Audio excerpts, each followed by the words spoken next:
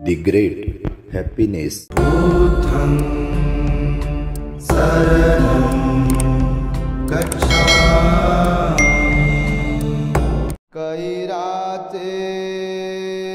कैराथे नं दलहमेतां परकमे शिथिलो हि परिबाजो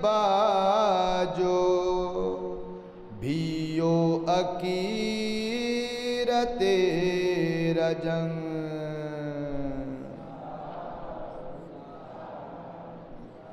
संपूर्ण विश्वाला ज्यांनी सुख शांती मानवता तथा दुःख मुक्तीचा आर्य संदेश दिला, असे ते दुःख मुक्तीचे मार्गदाता दुःख मुक्त महामानव महान कारुणिक तथागत भगवान सम्यक संबुद्ध तथागतांनी आपल्या शुद्ध प्रज्ञेतून निर्मिलेला सद्धम्म आणि त्याच सद्धम्माचा गेली 2500 वर्षांपासून सातत्याने अहोरात्र प्रचार आणि प्रसार करणारा पूजनीय भिक्खू संघ या महान आणि सर्वश्रेष्ठ अशा त्रिरत्नांना प्रथमतः त्रिवार अभिवादन करतो, ज्यांच्या महान आणि असीम त्याग प्रभावामुळे आपल्याला जो हा अनमोल असा बुद्ध धम्म लाभला आणि ज्यांच्यामुळे आपल्याला हे एवढे मोठे वैभव प्राप्त झाले, असे महान युग प्रवर्तक भारतीय राज्यघटनेचे शिल्पकार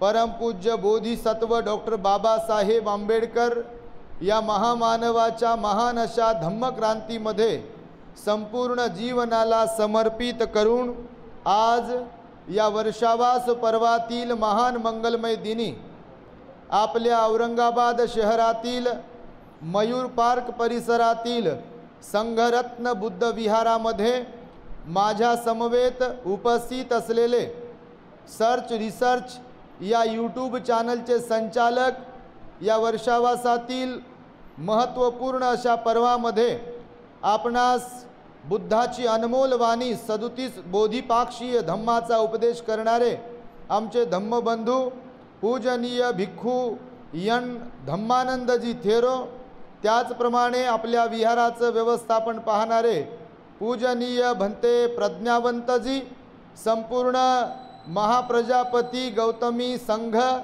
आणि विहाराशी संबंधित सर्व श्रद्धावान उपासक उपासिका बालक तथा बालिकांनो, तद्वतच दी ग्रेट हॅपीनेस या आपल्या यूट्यूब चॅनलचे सर्वच दर्शक, सर्वप्रथम तुम्हा सर्वांच्या प्रती मंगल मैत्री सद्भावना व्यक्त करतो आणि आपणा सर्वांच्या दुःखमुक्तीकरिता तथागत भगवान बुद्धांच्या द्वारे 2600 वर्षांपूर्वी शिकविलेल्या धम्मोपदेशास प्रारंभ करतो।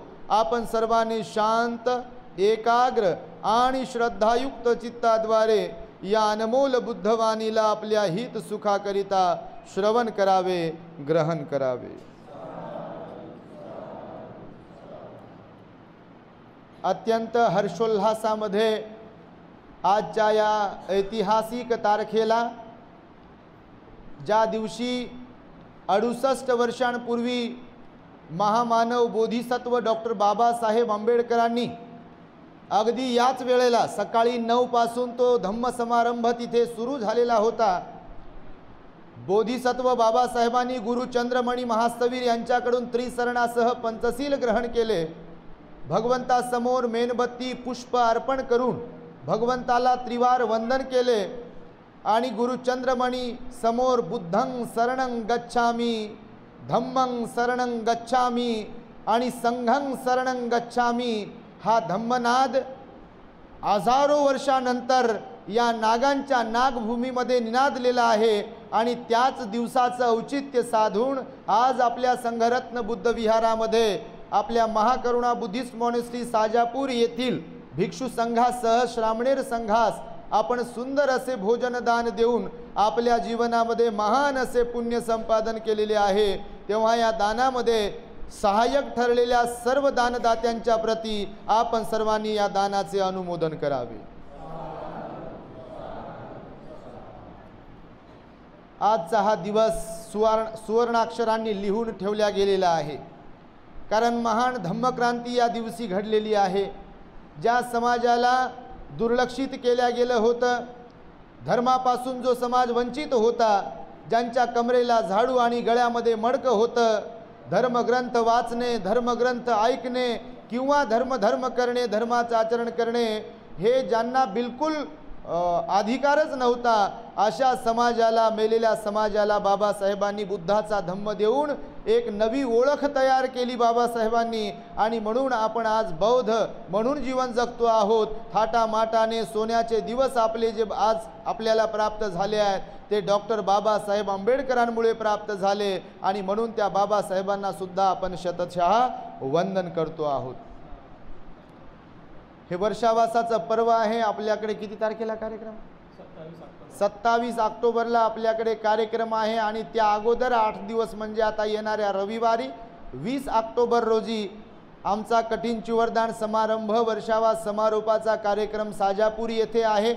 दिवसभर भिक्षू संघाची धम्मदेसना, संघदान, चिवरदान, भोजनदान, परित्राण, ध्यान असे विविध कार्यक्रम आहेत। उपासक उपासिकांनाही भोजनदान आहे आणि सायंकाळी इंटरनॅशनल सिंगर, आंतरराष्ट्रीय गायक पावा, ज्यांचं तुम्ही जयमंगल अठ्ठगाथा, महामंगल सुत्त, रतन सुत्त, करणीय मेत्त सुत्त असे अनेक सुत्त अत्यंत गोड आवाजामध्ये आणि एकदम आकर्षक असली संगीत ज्याला जोडल्या गेलेली आहे असे पावा जे सिंगर आहेत, त्या पावा सिंगर यांचा लाईव्ह कार्यक्रम आपल्या महाकरुणा बुद्धिस्ट मॉनेस्ट्रीला ठेवलेला आहे।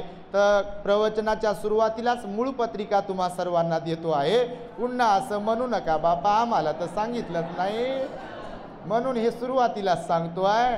कारण मयूर पार्कचं आपलं संघरत्न बुद्ध विहार, आम्ही भंतेजी आपण सर्व गेल्या अनेक वर्षांपासून आम्ही तुमची स्थिर श्रद्धा पाहत आहोत।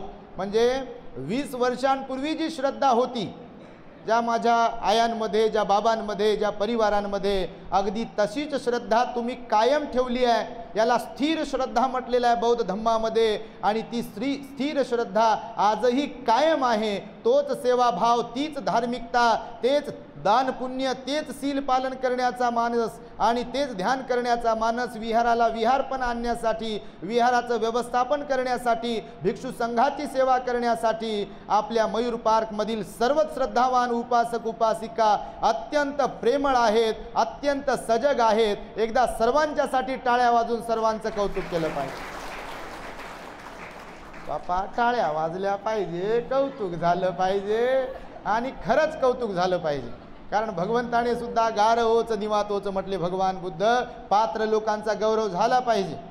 अपात्र लोकांचा जरी नाही झाला तर तिथे मौन बाळगलं तरी हरकत नाही, पण जे पात्र लोक आहेत त्यांचा गौरव झाला पाहिजे। आणि म्हणून निश्चितच तुम्ही साधुवादास पात्र आहात, अभिनंदनास पात्र आहात आणि त्यामुळे तुमच्या प्रति विशेष मंगल मैत्री व्यक्त करतो। बघा, आजच्या दिवशी आपल्याला बाबासाहेबांनी बुद्ध धम्माची दीक्षा दिली। या घटनेला आज तारखेनुसार 68 वर्ष पूर्ण झाले। कालच्या 12 तारखेला अशोक विजयादशमी तथा 68वा महाधम्मक्रांती दिवस किंवा धम्मदीक्षेचा वर्धापन दिन जगभरामध्ये साजरा केला गेला। नागपुरात पावसाचं वातावरण असून देखील प्रचंड गर्दी होती। सगळीकडे पांढरे शुभ्र वस्त्र होते, तिथे चिखल झाला होता, पाऊस पडला, लोकांची दैन होत होती, लोकांना त्रासही होत होता, पण आपली माणसं ती घाबरतील कशी, हे त्याचं एक उदाहरण आहे। हे शून्यातून तुम्ही निर्माण केलं पूजनीय भंतेजींच्या मार्गदर्शनामध्ये आणि त्यामुळे निश्चितच आपले सर्वच लोक, बहुतांश लोक अत्यंत चांगले पुण्यवान आहेत, धम्माचरणी आहेत, दानशूर आहेत। त्यामुळे नागपूर असो की चैत्यभूमी असो किंवा भीमा कोरेगाव असो, गर्दी करायला, टाळ्या वाजवायला, डान्स करायला तर बापा कोणी हात धरू शकत नाही। तुमच्याकडे जयंती होते आणि आम्हाला माहिती आहे औरंगाबादमध्ये ही जयंती होते, सगळीकडे जयंती होते, डान्स लय भारी भारी करतात सगळेच्या सगळे। आणि तेव्हा बिलकुल इकडं कधीच 365 दिवस न येणारे ते पण येतात, ते पण सामील होतात, ते पण सहभागी होतात आणि आनंदी आनंदगडे इकडे तिकडे चोहीकडे त्याचा उपभोग घेतात। आणि त्यामुळे बघा, हाच बाबासाहेबांनी जी बुद्ध धम्माची दीक्षा घेतली आहे आपल्याला जी बुद्ध धम्माची दीक्षा दिली, हाच तो वेळ होता. मी आता मघाशी म्हणालो तुम्हाला, 14 तारखेलाच सकाळी 9 वाजता तो कार्यक्रम सुरू झाला. 14 आणि 15 असा 2 दिवसीय कार्यक्रम होता. 14 तारखेला विजयादशमी होती, म्हणून विजयादशमीच्या दिनी बाबासाहेबांनी स्वतः बौद्ध धम्माची दीक्षा घेतली आणि तिथे उपस्थित असलेल्या बाबासाहेबांच्या हाकेला आ म्हणून उत्तर दिलेल्या, गाव खेड्यातून अत्यंत गरिबीतून आलेल्या, पांढऱ्या कपड्यांमध्ये असलेल्या अज्ञानी अडाणी लोकांनी बाबासाहेबांकडून, बाबासाहेब पुढे माईकवरती डायसवरती एक एक प्रतिज्ञा वाचून दाखवत होते आणि बाबासाहेबांच्या पाठोपाठ आपला तो अनाडी समाज जो अशिक्षित होता परंतु प्रामाणिकपणा त्यांच्यामध्ये ठासून भरलेला होता, असा इतिवृत्तांत जेव्हा बौद्ध धम्मदीक्षेच्या कार्यक्रमाचा लिहिला गेलाय त्याच्यामध्ये सांगितलं की त्या काळातले अडाणी लोक जेव्हा बाबासाहेबांनी सांगितलं की मी हे सगळं त्यागतोय, आज माझी नरकातून सुटका होत आहे, मी आजपर्यंत जो काही होतो तो यानंतर नसणार आहे, इतपर मी बुद्ध धम्माच्या शिकवणुकीप्रमाणे वागेन अशी प्रतिज्ञा करतो, असे बाबासाहेब जेव्हा जनसमुदायास म्हणाले तर असं म्हणतात की ज्या आपल्या लोकांच्या गळ्यात, नाकात, कानात, हातात, पायात गंडे दोरे काय काय जे काही होतं, अंधश्रद्धेला बळी पडलेल्या लोकांकडे त्या सगळ्या लोकांनी आपल्या त्या गळ्यातलं, नाकातलं, हातातलं, पायातलं काढून टाकून दिलं आणि स्वतःच्या शरीरालाही शुद्ध करण्याचा संकल्प केला आणि शरीरासह मनालाही शुद्ध करण्याचा संकल्प केला. बाबासाहेब म्हणाले सर्वांनी शुद्ध व्हा, बौद्ध व्हा आणि त्यामुळे 22 प्रतिज्ञांचं पालन करण्याचा आपल्या लोकांनी संकल्प केला आणि आज 14 तारखेला तो धम्मदीक्षेचा कार्यक्रम संपन्न झाला. भिक्षू संघ मंचावरती होता. श्याम हॉटेलमध्ये आदल्या दिवशी 13 तारखेला परित्राण पाठाचं आयोजन केलं होतं बाबासाहेबांनी. विजयादशमीच्या दिवशी बाबासाहेबांनी उपवास धारण केलं होतं आणि त्यामुळे दुसऱ्या दिवशी बाबासाहेबांचं ऐतिहासिक भाषण झालं. 3 तास बाबासाहेबांनी भाषण दिलं बघा. लिखित स्वरूपामध्ये आज ते उपलब्ध आहे. महाराष्ट्र शासनाने रायटिंग अँड स्पीचेस जे बाबासाहेबांची ग्रंथसंपदा भाषणं प्रकाशित केली आहे त्याच्यामध्ये सुद्धा इतिवृत्तांत आहे किंवा गोडबोले किंवा अजून कोणी काही ग्रंथ छापलेले आहेत, प्रकाशित केलेले आहेत, त्यामध्ये सुद्धा त्या ऐतिहासिक धम्मदीक्षेचा कार्यक्रम कसा झाला, बाबासाहेबांचं भाषणामधली काय मुद्दे होते हे सर्व सांगितलेलं आहे. तर बाबासाहेबांनी 15 ऑक्टोबरला आपल्या लोकांना उद्देशून भाषण दिलं. आपले सुगत बोधी भंतेजी नेहमी सांगायचे बघा, मी माझ्या परिवारासह नागपुरात गेलो होतो. त्यांचं नागपूर जवळच गाव होतं, ते पायी गेले. नागपूरच्या आसपास अमरावती, अकोला, यवतमाळ हा संपूर्ण वाशिम वगैरे जो पट्टा होता, भंडारा, गोंदिया, गडचिरोली, चंद्रपूर या पट्ट्यातले लोक तर बैलगाडी, कोणी पायी, त्या काळात मध्ये सुविधा नव्हत्या ना, एसट्या होत्या पण जास्त एसट्या नव्हत्या आणि त्यामुळे कोणी पायी येत होतं कारण पायी चालण्याची तेव्हा लोकांना सवय होती. आता बापा पायी चालण्याची सवयच मोडली. डॉक्टर जेव्हा सांगेल तेव्हाच पायी चालते, नाही तर चालतच नाही आणि मग लय काय दुखते आणि मग जेवढं कमवलंय तेव्हा तेवढं दवाखान्यात जाते. तर लोक बैलगाडीतून पायी सुद्धा नागपुरामध्ये दाखल झाले होते. नागपुरात पाय ठेवायला जागा नव्हती त्याही काळामध्ये आणि आत्ताही नागपुरामध्ये विजयादशमीला पाय ठेवण्यासाठी जागा नसते, एवढी गर्दी असते. आणि त्या समाजाला, नवदीक्षित समाजाला बाबासाहेबांनी सांगितलं की भारतामध्ये बुद्ध धम्माच्या दृष्टिकोनातून भारताची भूमी ही शून्यवत आहे. उगम रीतीने बुद्ध धम्माचं आचरण करून तुम्हाला बुद्ध धम्माचा प्रचार आणि प्रसार करता आला पाहिजे आणि त्यासाठी तुमच्याकडे प्रामाणिकपणा असला पाहिजे. तुम्ही पोटचे पाईक बनता कामा नये असा शब्दप्रयोग बाबासाहेबांनी केलेला आहे बघा. आपण पोटचे पाईक बनलो नाही पाहिजे, आपण प्रामाणिक असलो पाहिजे. एक तर स्वतःशी पण प्रामाणिक असलो पाहिजे आणि ज्या महामानवाने आपल्यावरती अनंत उपकार केले, 2-4 लेकरं मरू दिले, रमाईचं मरण झालं लवकरच, स्वतःला शुगर होती, बीपी होती, कमरेचा त्रास, मणक्याचा त्रास होता, अर्ध डोकं दुखण्याचा त्रास होता, प्रचंड कामाचा व्याप होता, तरी सुद्धा बाबासाहेब खचले नाही, थांबले नाही, झोपून राहिले नाही, आळस केला नाही, स्वार्थीपणा किंवा अहंकार लवलेशही बाबासाहेबांमध्ये आपल्या नव्हता. आणि त्यामुळे निर्मळ मनाने बाबासाहेब एकदम प्रामाणिकपणे आपल्या समाजाला म्हणत होते की हा धम्माचा रथ मी इथपर्यंत आणलाय, यापुढे त्याचं सारथ्य तुम्हालाच करायचं आहे. जर धम्माचा रथ तुम्हाला पुढे नेता आला नाही तर हरकत नाही, परंतु मागे येता कामा नये. त्यासाठी तुम्ही तुमची वेळ, तुमची बुद्धिमत्ता, पैसा खर्च केला पाहिजे. तुम्ही घरदार सोडलं पाहिजे, विहारांसाठी काम केलं पाहिजे, समाजासाठी काम केलं पाहिजे, बाबासाहेबांच्या विचारांसाठी काम केलं पाहिजे. पण काम करताना स्वतःमध्ये प्रामाणिकपणा सुद्धा असला पाहिजे. काम करणारे, नेतृत्व करणारे जे कोणी लोक असतात त्यांच्यामध्ये मनाचा निर्मळपणा आणि प्रामाणिकपणा पाहिजे असतो. कारण जे काम करतात, नेतृत्व करतात लोक, सर्वसामान्य लोक त्यांचं अनुसरण करत असतात, अनुकरण करत असतात. आणि म्हणून बाबासाहेब एकटेच होते, एकटे लढले. खरं तर धर्मांतराला आपल्यातल्याही काही लोकांनी विरोध केला होता, तुमच्या माहितीसाठी सांग. कारण निवडणुका समोर होत्या आणि आपली काही लोक म्हणत होती बाबासाहेब जर आपण आता धर्मांतर केलं तर निवडणुकीमध्ये फटका बसेल. पण बाबासाहेब सर्वसामान्यांच्या मनासारखा मन बाबासाहेबांचं नव्हतं. बाबासाहेब मजबूत मनवाले होते. बाबासाहेबांकडे दूरदृष्टिकोन होता, बाबासाहेबांकडे बुद्धाचा विचार होता, बाबासाहेबांकडे बुद्धाची सत्यता होती, बाबासाहेबांकडे बुद्धाचं चारित्र्य होतं. म्हणून बाबासाहेब म्हणाले अशा निवडणुका किती येतील आणि जातील, त्या निवडणुकांमध्ये जिंकलो काय ना हारलो काय, आज हारलो तर उद्या जिंकू, उद्या जिंकलो तर परवाला आपण पडू, तो काही विषय नाही, विजय होईल, जिंकू आपण. पण ही वेळ जी आहे, 2500 वर्ष झाले भगवान बुद्धाच्या बुद्ध काळाला, मला बुद्ध धम्माची दीक्षा घ्यायची आहे. ज्यांना कुणाला यायचं असेल ते यावे माझ्याबरोबर, ज्यांना यायचं नाही ते घरीच बसावे.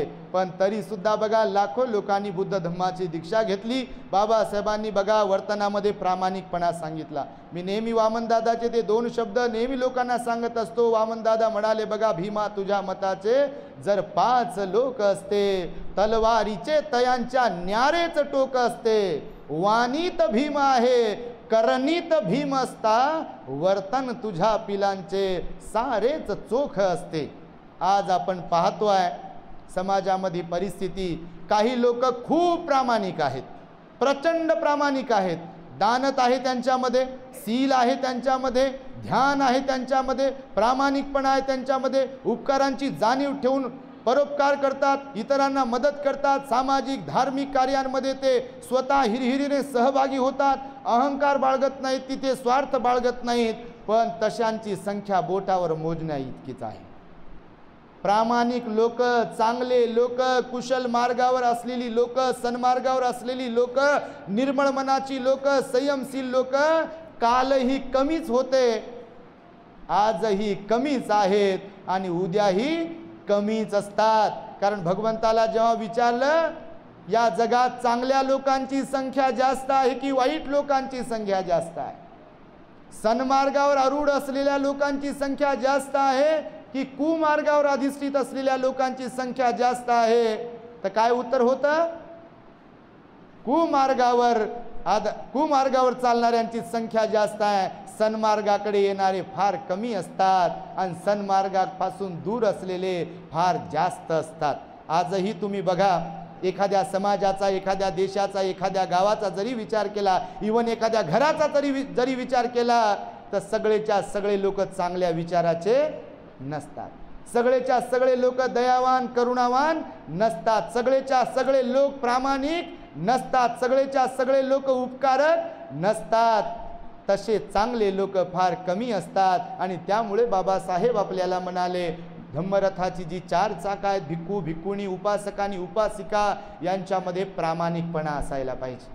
प्रामाणिकपणा आचरणाच्या बाबतीतही असायला पाहिजे.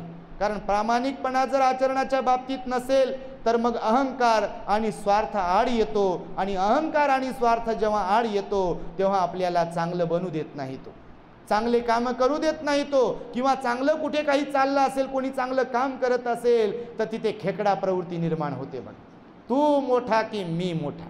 आणि आपल्या बाबासाहेबांची चळवळ तिला जी काही वाळवी लागली आहे, काही ठिकाणी बापा तुमच्याकडे नाही, तुम्ही तर लय चांगले, तुमच्यासारखं तर कोणीच नाही आहे. पण काही ठिकाणी जी वाळवी लागली आहे ती वाळवी आहे अहंकाराची, ती वाळवी आहे स्वार्थाची. मी मोठा की तू मोठा. माझं नाव घेतात का, त्यांचं नाव घेतात का, माझं घेत नाहीत का, त्यांना महत्त्व देतात का, यांना महत्त्व देतात का, याच्यामध्ये एवढा गुरफटलेला आहे वर्ग काही. आणि त्यामुळे भगवान बुद्धाचा धम्म बाबासाहेबांनी जो स्वीकारला त्याच्यामध्ये बघा आपला प्रामाणिकपणा असायला पाहिजे. उपोषद पालन करताना प्रामाणिकपणा असायला पाहिजे, पंचशील पालन करताना प्रामाणिकपणा असायला पाहिजे, विहारात आल्यावरही प्रामाणिकपणा असायला पाहिजे. मला आठवते मी जेव्हा म्हणजे इथे येत होतो तेव्हा बुद्ध आणि त्यांचा धम्मग्रंथ वाचत होतो आपण दुपारी 2 वाजता. आठवते तुम्हाला? तेव्हाही आपण असंच रोखठोक बोलत होतो. आणि तेव्हापासून माझं मी तत्व ठरवलेलं आहे, कोणी आम्हाला वंदो अथवा निंदो, जे बोलायला पाहिजे ते बोलून आम्ही बाजूला सरकतो. कोणी नंतर बोलवो का न बोलवो आमचं काही कमी होणार नाही. इथं नाही तर दुसरीकडे, दुसरीकडे नाही तर तिसरीकडे. कालच आमच्या भंतीजी लोकांशी आम्ही चर्चा करत होतो की हे जे काम सुरू आहे, आता चॅनल तर आहेच आपलं दी ग्रेट हॅपीनेस, आता ते तर सर्व दूर पसरलेलंच आहे. आता सध्याच्या घडीला म्हणजे 99,000कडे सबस्क्रायबरची 99,000कडे वाटचाल सुरू आहे. आणि निश्चितचपणे मला खात्री आहे आपल्याच माध्यमातून लवकरात लवकर 1,00,000 सबस्क्रायबर होतीलच. कारण आपल्या दी ग्रेट हॅपीनेस या यूट्यूब चॅनलच्या माध्यमातून आपण सर्व धर्माच्या लोकांसाठी, सर्व समाजातील लोकांसाठी बुद्धाचा विचार सांगतो. म्हणजे कोणावर टीका टिप्पणी काय आपण करत नाही, कारण तो काय ती आपली भूमिकाच नाही आहे. बाबासाहेबसुद्धा काय आपली मोनोपोली नाही आहे आणि भगवान बुद्धसुद्धा काय आपलेच आहेत असं कुणाला वाटता कामा नये. बुद्धही सर्वांचेच आहेत आणि बाबासाहेबही सर्वांचेच आहे. आणि आपणही त्याच दृष्टिकोनातून बाबासाहेबांची मांडणी केली पाहिजे, भगवान बुद्धांची मांडणी केली पाहिजे. तोंड सुक्त कोणाला घेता येईल? ईश्वरावर, देवाधर्मावर दुसऱ्याला नावं ठेवू तर तोंड सुख कोणाला घेता येत नाही, बिलकुल कोणालाही घेता येते. परंतु तेव्हाही मी सांगत होतो की पुढे करणं, मीपणा, अहंकार हा आपल्याला नडत असतो. आठवते तुम्हाला? तेव्हाही बोलत होतो मी, याच रेंजमध्ये बोलत होतो बापा, तेव्हाही असंच बोलत होतो. आणि त्यामुळे भगवान बुद्ध आणि बाबासाहेबांनी प्रामाणिकपणा शिकवलेला आहे. कारण समाजामध्ये एकच कुणाला महत्त्व जास्त दिल्या जात असेल, म्हणजे विहार असेल किंवा धार्मिक क्षेत्र असेल, सामाजिक क्षेत्र असेल, विशिष्ट लोकांनाच महत्त्व दिल्या जात असेल किंवा विशिष्ट लोकच पुढे करत असतील, तर पोट दुखण्याच्या गोळीवर काही गोळी, पोट दुखण्यावर गोळी नसते. लय जोरात पोट दुखते आणि ते म्हणतात ते जाते का, मग तिकडं जाऊ द्या म्हणतात त्यांना. मग ते करणारे किती प्रामाणिकपणे करो. काही बिचारे लोक एवढे प्रामाणिक असतात आणि आहेत आपल्या इकडे सगळीकडे खूप प्रामाणिक लोक आहेत. त्यांच्यात अहंकार, स्वार्थ नाही आहे, त्यांच्यामध्ये धार्मिकता आहे, त्यांच्यामध्ये श्रद्धा आहे आणि त्यांना वाटतं आम्ही गेलो पाहिजे, आम्ही केलं पाहिजे, सगळे कामं केले पाहिजे. परंतु सर्वांच्याच बाबतीत तसं होत नाही. म्हणून तुम्हाला एक दृष्टांत सांगतो मी, अधिक बोलणार नाही आहे कारण आपला कार्यक्रम पण जवळ आला 20 तारखेचा आणि रोजच आम्ही बाहेर आहोत. काम करण्यासाठी बिलकुल वेळ नाही. त्यात आमचे श्रामणेर बघा, एवढा मोठा श्रामणेर संघ आहे. 3 महिन्यांचं शिबिर तर आहेच आहे. 3 महिने टिकले बापा, एकदा यांच्यासाठी टाळ्या वाजवा. आजच्या काळात मी पाहतो फेसबुकवर, व्हॉट्सअपवर फक्त नाव ठेवणारे, काय म्हणते, भरपूर पोर आहेत. फक्त नाव ठेवणारे, टीका करणारे, यांच्यासाठी यासाठी तुम्हाला टाळ्या वाजवायला सांगितल्या. या चिवरात रमणं, या चिवरात टिकणं आणि ते पण विनयाला धरून, बिलकुल कुणाशी बोलणार नाही. तुम्ही पाहत असाल, यांना निरखत असाल एवढ्या दिवसापासून, कुठे बाहेर जरी गेले तर काहीच विषय नाही आहे, कुणाशी बोलणं, चर्चा बिर्चा नाही आहे. शिस्त म्हणजे शिस्त, नियम म्हणजे नियम पालन करतात ते. तर 3 महिन्यापर्यंत टिकले आणि त्याच्यातूनही काही परमनंट होणार आहे. तुमच्या माहितीसाठी सांगतो, त्यांचं तुम्ही कौतुक केलं पाहिजे. कारण भिक्खूंची आज गरज आहे हो. आम्ही आता भिक्खू जीवन जगतो आहे. आम्ही पाहतो खेड्यापाड्यात, शहरात सगळीकडे जी बिचारी लोक बोलवतात औरंगाबादला तर लय भंतेजी आहेत, नागपूरला तर खूपच भंतेजी आहेत, मुंबई आहे, अमरावती आहे, यवतमाळ आहे, अकोला आहे, भरमसाठ भिक्षू आहेत. चांगले विद्वानही भिक्खू आहेत, सिलवानही भिक्खू आहेत, पण काही काही ठिकाणी भिक्खूच नाहीत.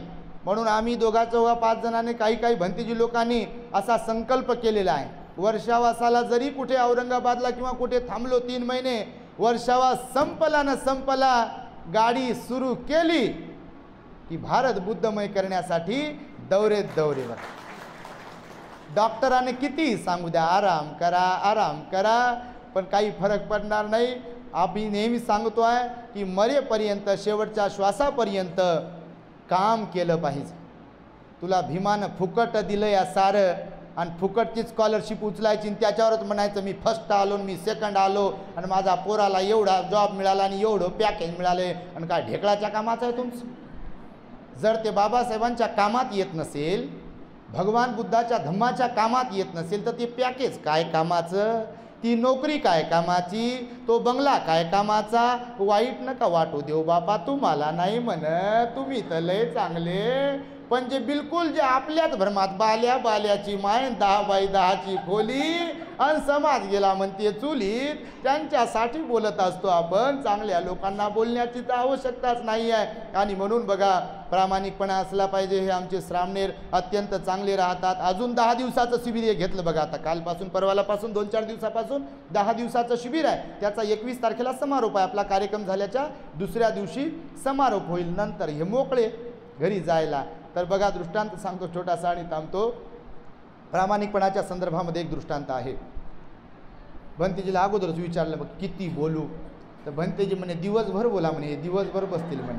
आणि तुम्ही खरंच बसू शकता बाबा, एवढ्या प्रसन्न मुद्रा आहेत प्रत्येकाच्या चेहऱ्यावरच्या, आणि तुम्ही काय थकाल.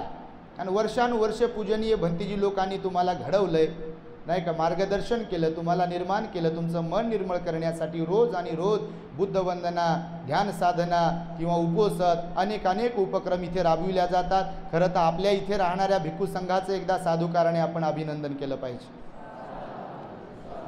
कारण जेव्हा एखाद्या विहारात प्रामाणिक, सिलवान, गुणवान, ज्ञानी भिक्षू राहतात, त्या विहाराला एक वेगळंच नाव लौकिक प्राप्त होते. बघा, तुम्हाला तुम्ही जगात कुठेही पहा, विहाराला विहारपण तेव्हाच प्राप्त होते जेव्हा त्या विहारात सिलवान, विनयधारी, गुणवान, प्रामाणिक, ज्ञानी, चांगलं प्रबोधन करणारे भिक्खू असतील. जसं चारित्र्य संपन्न स्त्री आणि चारित्र्य संपन्न पुरुष एखाद्या घरात जर राहत असेल, नांदत असेल, संसार करत असेल, ते घर भलेही छोटं असेल, पण जर ध्यानावर असलेले पती पत्नी, ध्यानावर असलेले मायबाप, ध्यानावर असलेले बुजुर्ग, ज्येष्ठ लोक ज्या कोणत्या घरात राहतात, ते घर छोटा असो की मोठं असो, त्या घराची तरक्कीच होते, त्या घरात सुख शांतीच नांदते. कारण त्या घरात राहणारी माणसं त्या क्वालिटीची, त्या गुणवत्तेची असतात.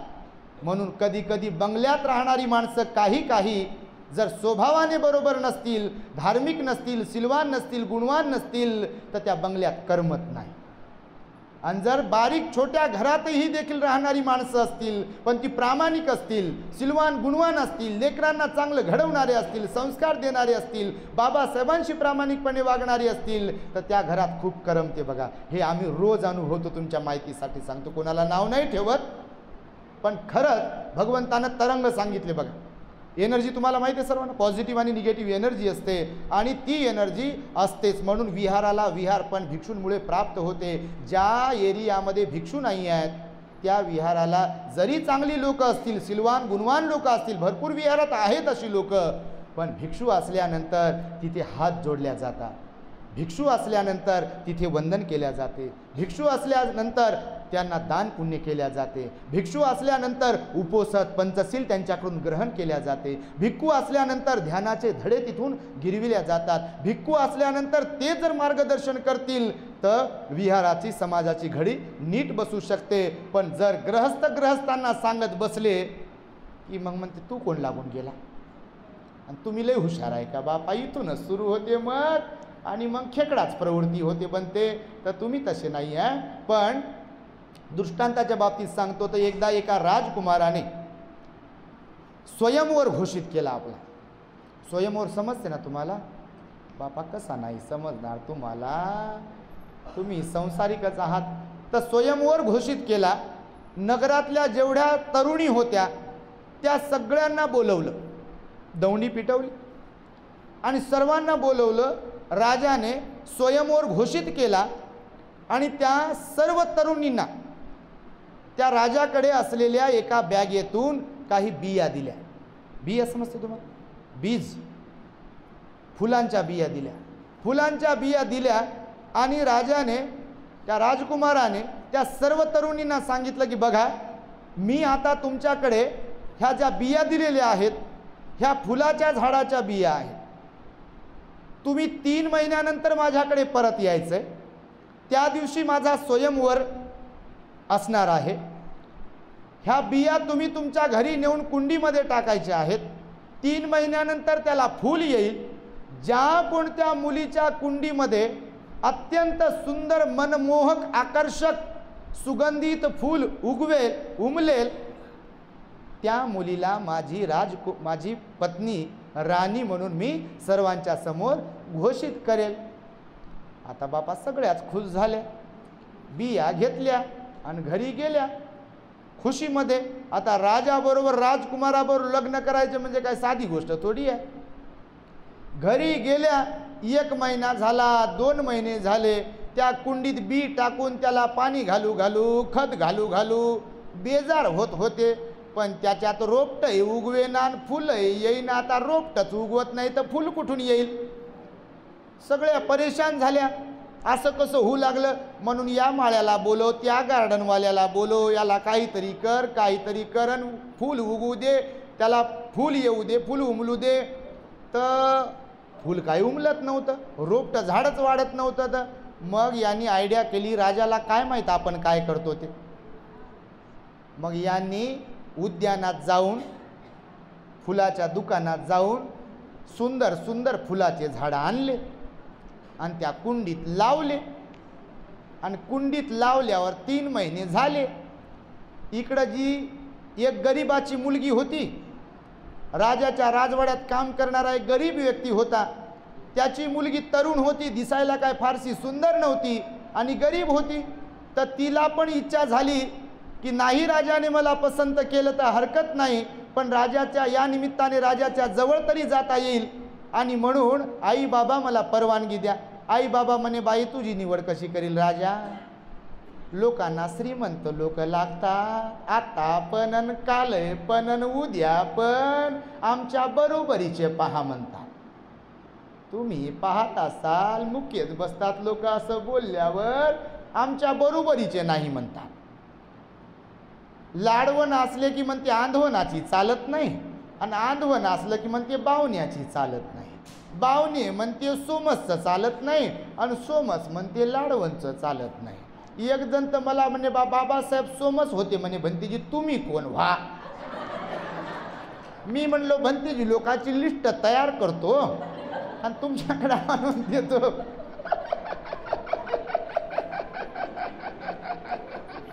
आणि तुम्ही तेव्हा आयडेंटिफाय करा की कोण कोणत्या जातीतून आलंय आणि कोणाला कोणीकडे ठेवायचं की नाही ठेवायचंय, दान द्यायचं की नाही द्यायचं ते तुम्ही ठरवा बापा. आता या अशा संकुचित मानसिकतेचे कोणी कोणी असतीलही आणि असतातच, काय सर्व लोक सारखे नसतातच. तर मग ती गरिबाची मुलगी अट्टहास करत होती, हट्ट धरत होती आई वडिलांकडे की मला जाऊ द्या जाऊ द्या. जेव्हा स्वयंवराची घोषणा होणार होती तेव्हा स्वयंवर घोषित केला होता. मग आई वडिलांनी तिला सांगितलं बा ठीक आहे जा. ते म्हणे मला केवळ राजकुमाराला जवळून पाहता तरी येईल. मग ती पण गेली होती, तिला पण बिया दिल्या होत्या, ती पण घरी आली होती. तिनं पण 2 महिने कोशिश केली होती, प्रयत्न केला होता की आज झाड उगवेल, उद्या झाड उगवेल, आज फुल उमलेल, उद्या फुल उमलेल. आता ते झाडच उगवणार तर फुल काय उमलेल? मग परेशान झाल्या. पण बाकीच्या पोरी ज्या होत्या श्रीमंत घरातल्या होत्या, कोणी सावकाराची होती, कोणी पाटलाचं, कोणी कोणत्याचं काय काय, त्यांनी झाडं आणले होते फुलांचे आणि त्यांच्या कुंडीत मग झाड लागलं होतं, फुले आले होते. मग 3 महिने कंप्लीट जेव्हा झाले तर तेव्हा बरोबर ठरलेल्या दिवशी सगळ्याच्या सगळ्या त्या तरुण मुली आपल्या फुलाच्या कुंडीसह राजवाड्यामध्ये दाखल झाल्या. राजदरबारात दाखल झाल्या. राजकुमार आपल्या आसनावरती बसलेला होता. सर्व मुली आल्या अशा दोन्ही साईडला थांबल्या. प्रत्येक मुलीकडे कुंडी होती. त्या गरिबाच्या मुलीकडेही कुंडी होती. सगळ्याच्या सगळ्या मुलींच्या कुंडीमध्ये सुंदर आकर्षक मोठंच्या मोठं सुगंधित फूल उमललेलं होतं. राजकुमार आपल्या आसनावरती राज आसनावरती बसून सगळ्यांना निहाळत होता आणि स्मित हास्य करत होता. सगळ्यांना निहाळत होता आणि स्मित हास्य करत होता. आणि नंतर मग तो आपल्या त्या राज आसनावरून उतरला खाली. हार हातातच होता. आता तेव्हाची पद्धत वेगळी होती, आताची पद्धत वेगळी आहे. आता हारच आहेत. लग्न झालं की हार गळ्यात पडला की झाली हार. सहाच महिन्यात स्वभाव बदलते बा. कोणती गोळी भेटते कोणती भेटत नाही काय माहिती. ते आई बाबा म्हणते भंतेजी काय झालं म्हणते, हे आम्ही तर लय बारीक तपासलं होतं आणि आता तर भलतच झालं म्हणते, फसवलं म्हणते आम्हाला. कशाला कोण फसवलं बापा, तुम्हीच फसले. म्हणून आमचा एक भंतेजी बा सामनेर भंतेजी, त्याचे मायबाप म्हणे बा भाऊ ये म्हणे तुझं लग्न लावून देतो म्हणे. त्यांना आम्ही म्हणतो बा लग्न लावून देतील तर त्यांची काही इच्छा नाही तर तो विषय वेगळा. तर मग राजा असा फिरत होता, स्मित हास्य करत होता. त्याच्या हातामध्ये असा हार होता आणि हार असताना प्रत्येक मुलीला प्रत्येक मुलगी अशी मान करत होती. राजकुमार पुढे आल्यावर, कारण त्यांना वाटायचं बा आता मला पसंत करते. आता राजकुमाराची राणी होणं म्हणजे बापा लय मोठी गोष्ट आहे. कोणाच्याच समोर राजा थांबला नाही जास्त. एकदम शेवटला त्या गरिबाची मुलगी खाली मान घालून उभी होती. राजा तिच्या जवळ गेला आणि तो आपल्या हातातला हार तिच्या गळ्यात टाकून दिला. सगळ्याच्या सगळ्या मुलीचा तिळपापड झाला. ते म्हणे असं कसं झालं, आम्ही तर नटून थटून आलो, आम्ही तर श्रीमंत घरच्या, आमच्या तर कुंडीत एवढं सुंदर फूल, एवढं सुगंधित फूल आहे ना, असं तसं काय काय काय काय, आणि आम्हाला सोडून जिच्या कुंडीत फुलच नाही, जी गरीबच आहे, जी दिसायला सुंदर नाही, तिलाच कसं पसंत केलं. राजा खोटारडा, राजकुमार खोटारडा आहे की काय, असं कुजबुज सुरू होती बघा. कुजबुज लय जमते कोणाला विकास, तुम्हाला नाही. तर मग राजानं हार टाकला आणि राजानं घोषित केलं की आजपासून माझी राणी ही गरिबाची मुलगी असणार आहे. राजा बसला आपल्या राज आसनावर जाऊन. मग एकीनं धिटाई करून डेअरिंग करून त्यातल्या एका मुलीनं श्रीमंत घरच्या राजकुमाराला म्हणे, महाराज तुम्ही आम्हाला धोका दिला, तुम्ही आम्हाला फसवलं, तुम्ही आम्हाला खोटं बोललात. राजकुमार म्हणे कसं काय, तुम्ही म्हणाला होता 3 महिन्यांपूर्वी की तुम्हाला मी ज्या बिया देतो त्या बिया तुम्ही कुंडीत लावा, त्याला एक झाड येईल फुलाचं, त्याला फुलं येतील आणि ज्या कोणत्या मुलीच्या कुंडीतलं सुंदर फुल असेल तिच्याशी मी विवाह करेल. आता महाराज तुम्हीच सांगा, आमच्या सगळ्यांच्या कुंड्यांमध्ये सुंदर सुंदर सुगंधित फुल आहे, आकर्षक फुलं आलेली आहेत, त्या मुलीच्या कुंडीत झाडं नाही फुलं नाही आणि तुम्ही तिच्यात गळ्यात हार टाकला आणि तिलाच राणी बनवलं, याचं काय कारण आहे. तर तो राजकुमार म्हणे, बघा भगिनींनो, मी ज्या बिया दिल्या होत्या तुम्हाला 3 महिन्यांपूर्वी, त्या माझ्या उद्यानात काम करणाऱ्या कर्मचाऱ्याकडून, जो त्याच्यात निपुण आहे, निष्णात आहे, क्वालिटी ओळखण्याच्या बाबतीत, गुणवत्ता ओळखण्याच्या बाबतीत, त्याच्याकडून तपासून निर्जीव बिया पिशवीत आणल्या होत्या की ज्यांचं झाड उगवतच नाही. अशा काही बिया असतात बघा, फुसक्या बिया असतात, माहिती आहे का तुम्हाला.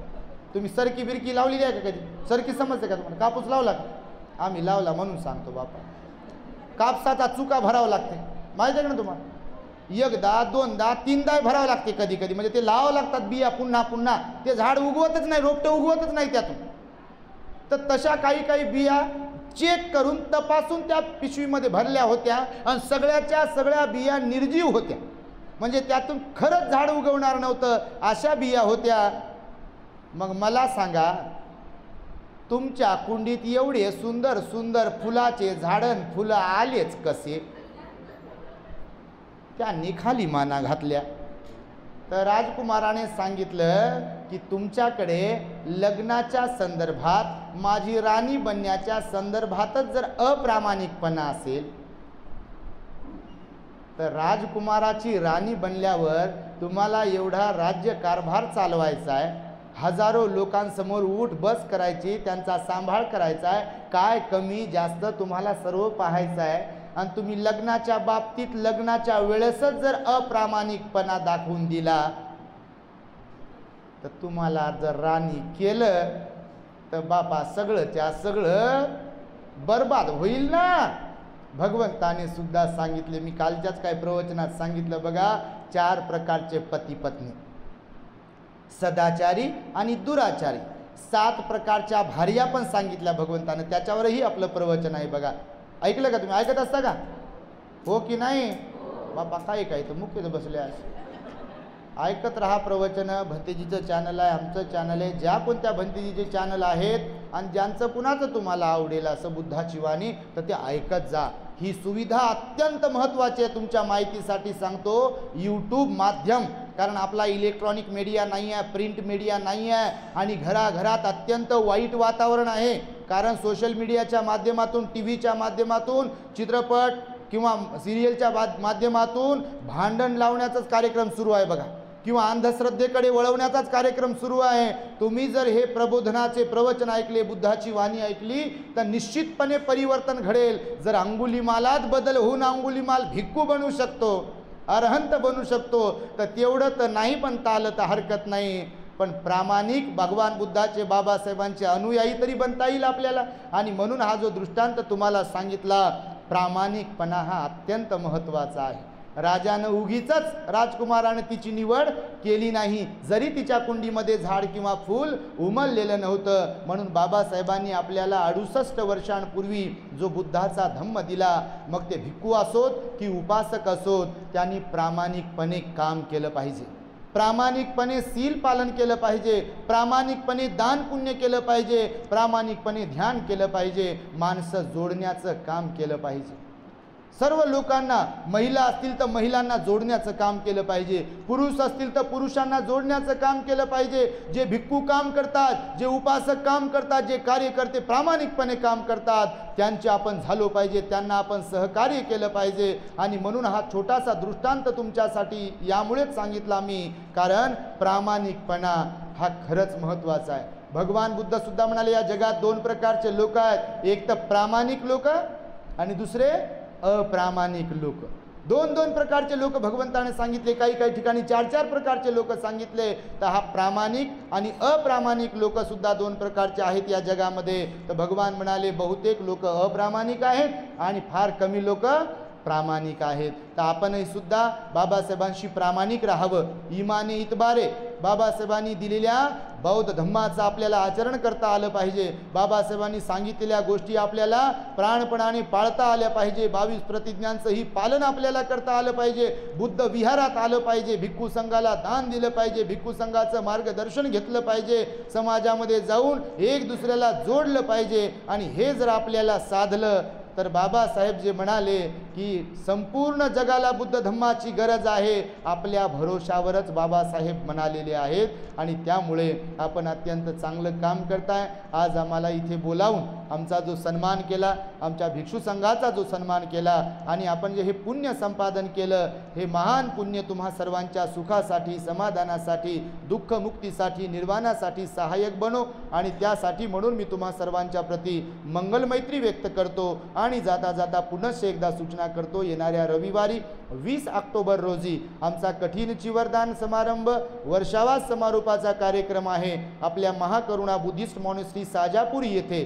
आणि आपण सर्वांनी त्या कार्यक्रमासाठी सायंकाळी जो सांस्कृतिक कार्यक्रम आहे पावाचा, त्याही कार्यक्रमासाठी सहपरिवार, मित्र परिवारांसह सर्वांनी उपस्थित राहून लाभान्वित व्हावे, पुण्य संपादन करावे, अशी एक मनोकामना, मंगलमैत्री तुम्हा सर्वांच्या प्रति व्यक्त करून माझ्या शब्दांना इथे पूर्णविराम देतो. भवतो सब्ब मंगलम रक्षन्तु सर्वदेवता सर्वबुद्धानुभावेन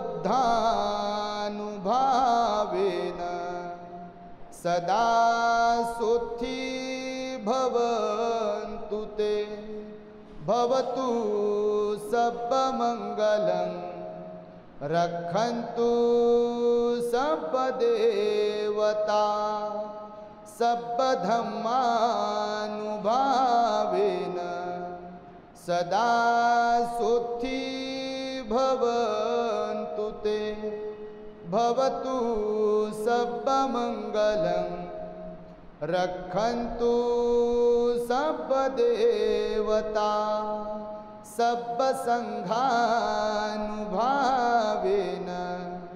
सदा सुखी भवन्तु ते।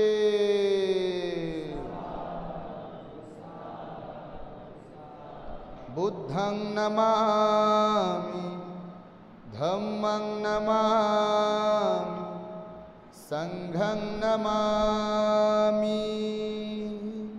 The great happiness. बुद्धं शरणं गच्छामि।